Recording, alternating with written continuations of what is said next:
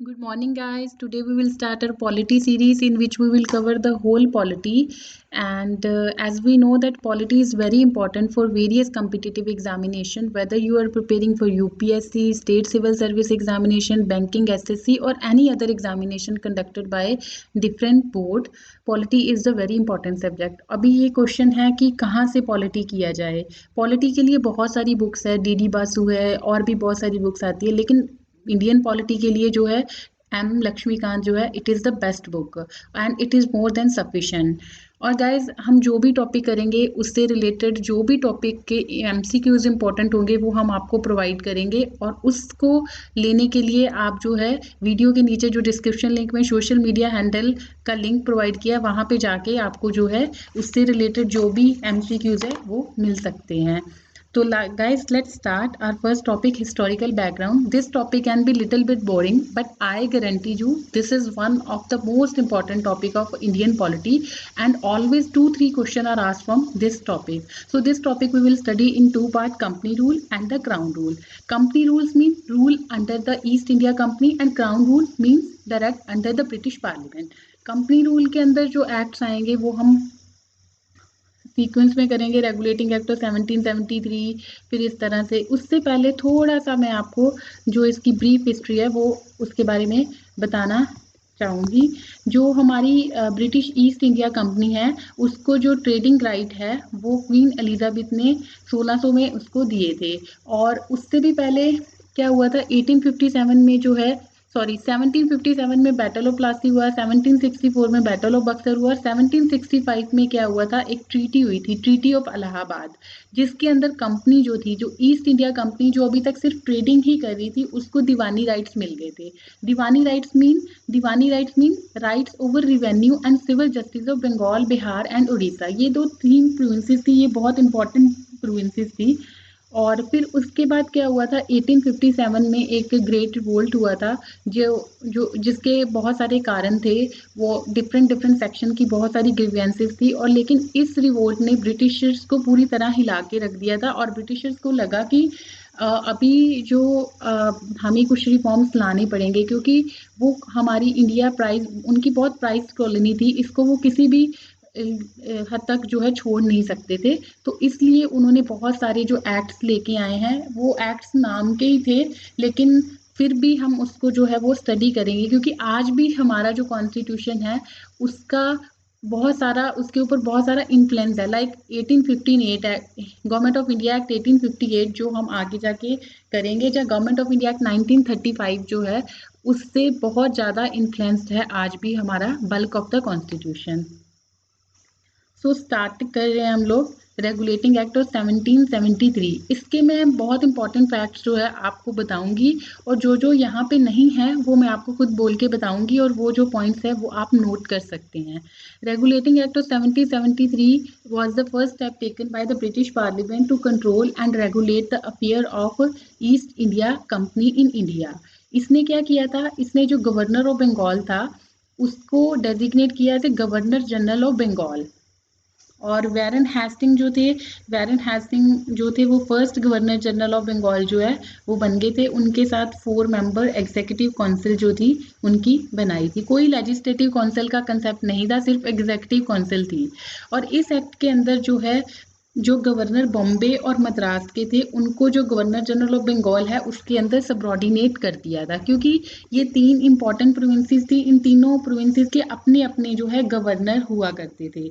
इस एक्ट में जो है उसको सबऑर्डिनेट कर दिया। और supreme court was establish at Fort William Calcutta as the apex court in 1774।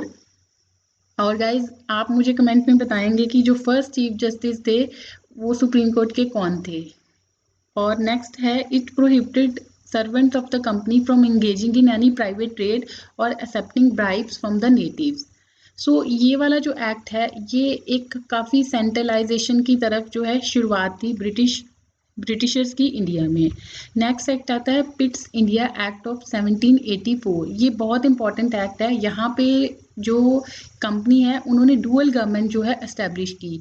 Dual government मतलब court of directors and board of control. जो कोर्ट ऑफ डायरेक्टर्स थे उन्होंने क्या किया, उन्होंने मैनेज किया कमर्शियल एक्टिविटी को। बोर्ड ऑफ कंट्रोल ने क्या किया, बोर्ड ऑफ कंट्रोल ने मैनेज किया पॉलिटिकल अफेयर्स को।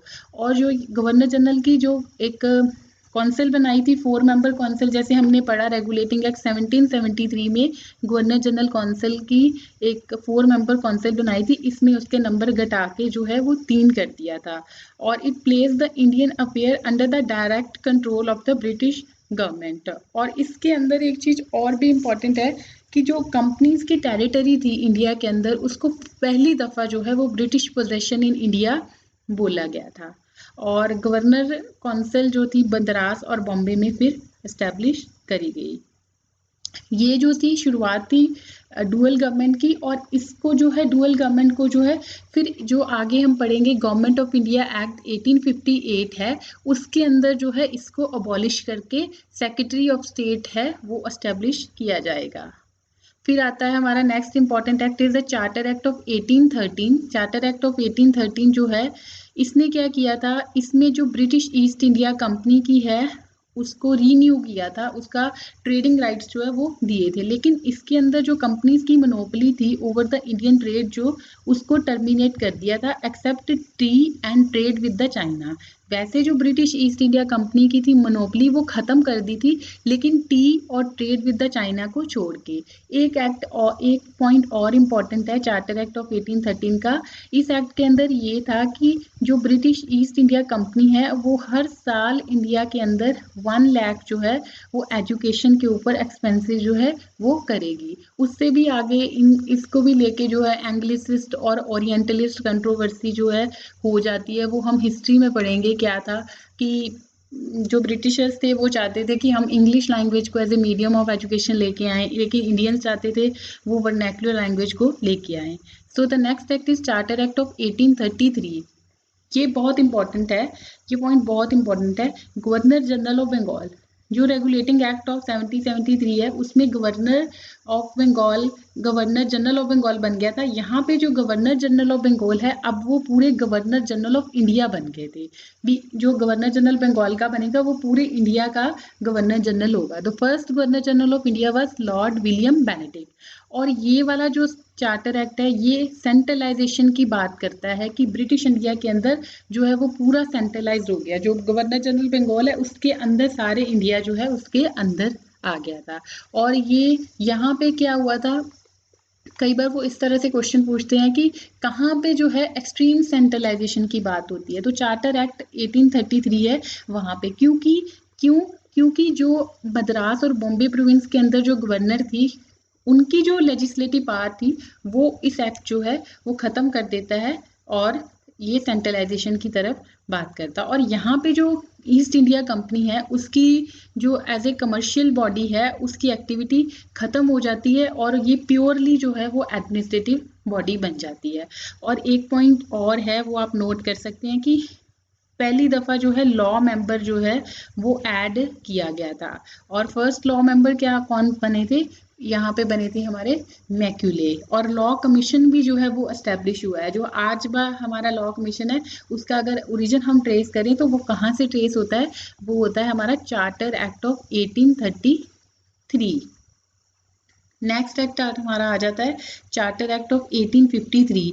यहाँ पे क्या किया है कि जो एग्जीक्यूटिव और लेजिस्लेटिव फंक्शन है गवर्नर जनरल काउंसिल के उसको हमने सेपरेट कर दिया। पहले जो है इसके बीच में कोई डिवीजन नहीं थी लेजिस्लेटिव और एग्जीक्यूटिव फंक्शन की, लेकिन यहाँ पे क्या किया है गवर्नर जनरल काउंसिल के जो एग्जीक्यूटिव लेजिस्लेटिव फंक्शन है वो सेपरेट कर दिए। जो लेजिस्लेटिव पर्पस के लिए काउंसिल बनाई थी जिसके मेंबर 6 थे उसको एक्सपैंड करके 12 मेंबर बना दिए थे। और 6 मेंबर जो थे वो प्रोविनिकल गवर्नमेंट्स जो मद्रास बॉम्बे बंगाल आगरा थी उन्होंने इसको अपॉइंट किया। और ओपन कंपटीशन सिस्टम जो है वो चार्टर एक्ट 1853 की बात करता है कि इंडियन सिविल सर्विस जो है वो अब ओपन कर दिया था सभी के लिए, हर कोई बंदा जो है इंडियन सिविल सर्विस में अपीयर हो सकता था।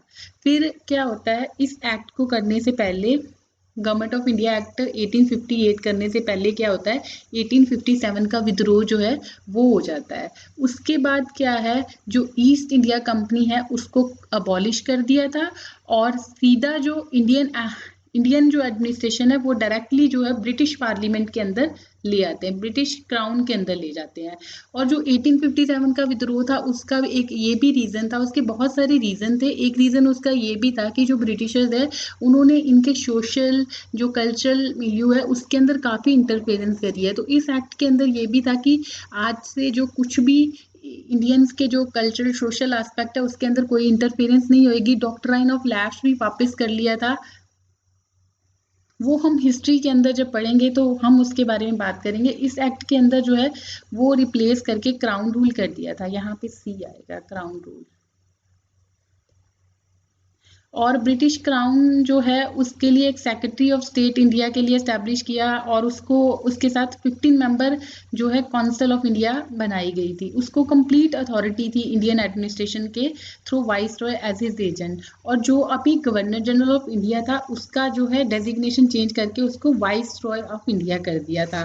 एंड लॉर्ड कैनिंग जो थे वो लॉर्ड कैनिंग क्या थे, Lord Canning was the first viceroy of India. और जो मैंने पहले बताया था आपको, it abolish the board of control and court of director. जो डुअल गवर्नमेंट बनाई थी उसको यहाँ पे हमने अबॉलिश कर दिया। फिर नेक्स्ट एक्ट हमारा आ जाता है इंडियन काउंसिल एक्ट ऑफ 1861।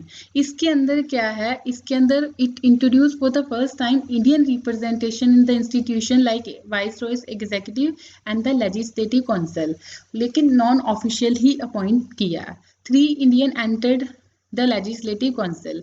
और यहाँ पे जो पोर्टफोलियो सिस्टम है उसको रिकग्नाइज किया। पोर्टफोलियो सिस्टम कुछ नहीं, जैसे आजकल हमारा पोर्टफोलियो सिस्टम होता है, डिफेंस मिनिस्टर है, होम मिनिस्टर है, ट्रांसपोर्ट मिनिस्टर, इस तरह से अलग अलग पोर्टफोलियो सिस्टम जो है वो बनाया। और इसका जो सारा श्रेय है वो हमारा लॉर्ड कैनिंग को जाता है। और यहाँ पे ये एक्ट इसलिए भी इम्पोर्टेंट है कि इसने जो प्रोसेस ऑफ डिसेंट्रलाइजेशन है वो स्टार्ट करी by restoring the power legislative power to the Bombay and the Madras province. हमने पहले जो 1833 वाला एक्ट किया था उसके अंदर हमने देखा था कि जो बॉम्बे और मद्रास की लेजिस्लेटिव पावर है उसको ख़त्म कर दिया था।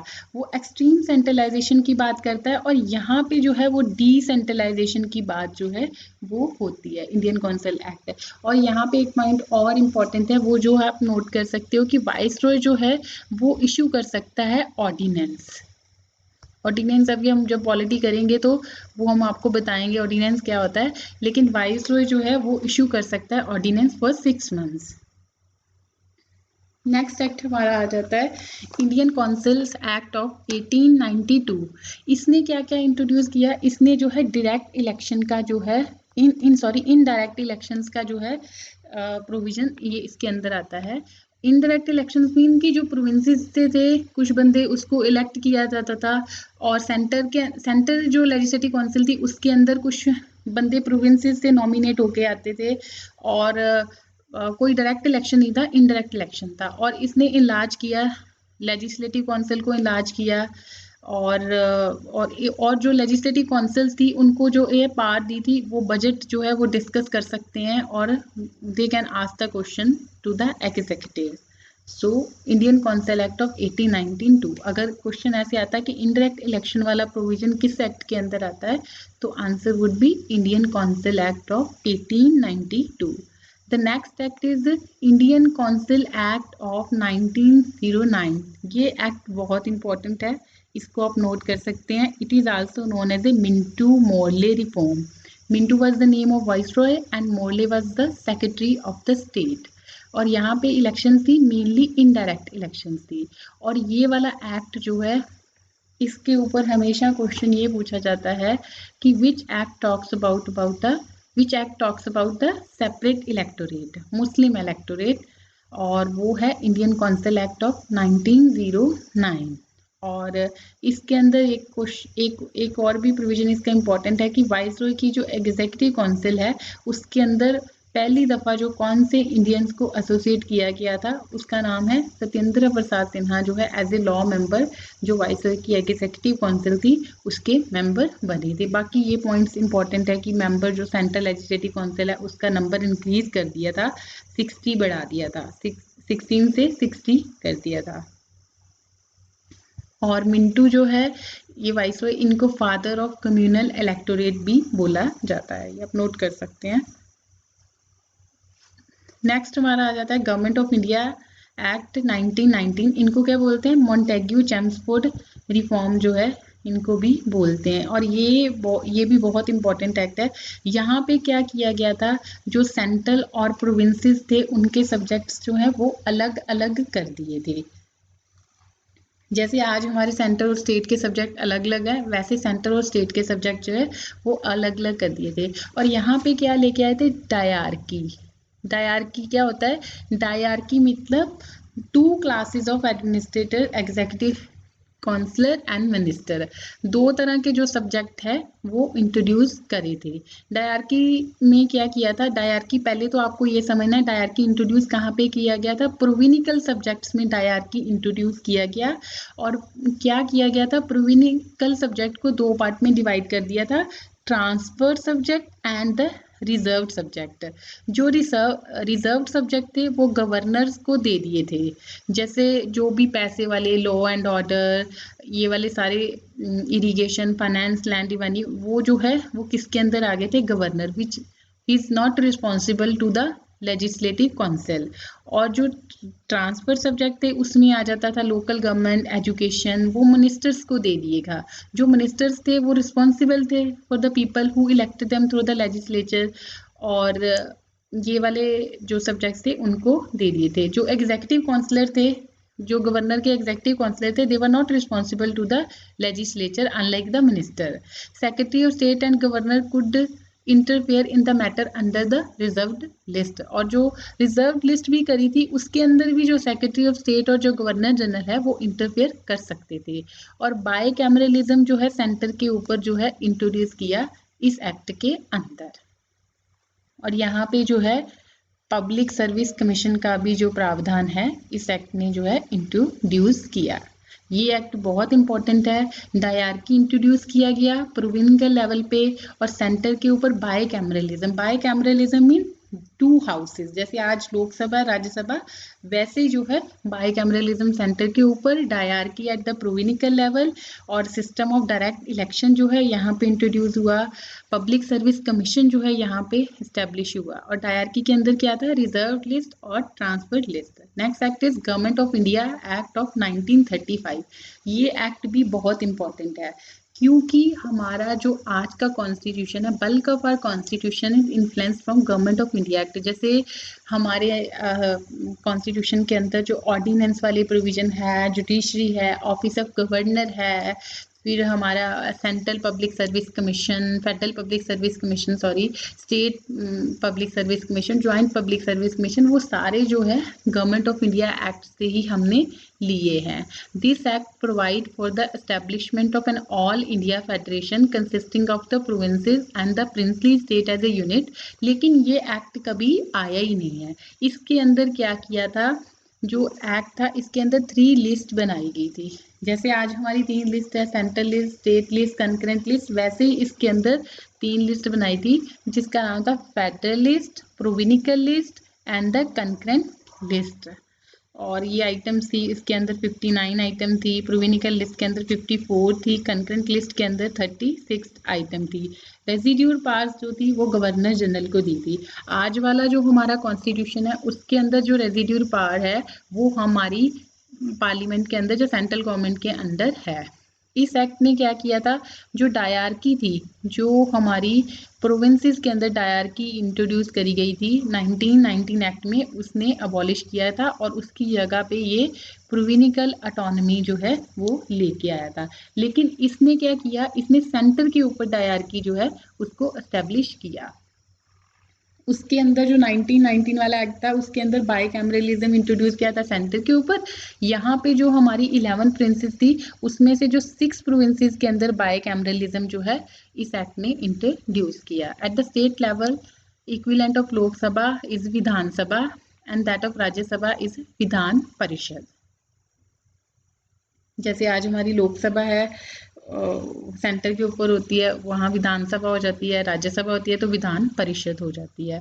फेडरल कोर्ट जो थी वो एस्टेब्लिश करी गई थी for the resolution of dispute between the provinces and also between the centre and the provinces. Indian council जो थी अबॉलिश कर दी थी। Secretary of state for India would have instead a team of adviser, जो secretary of state के office के साथ 15 member council थी उसको भी अबॉलिश कर दिया था।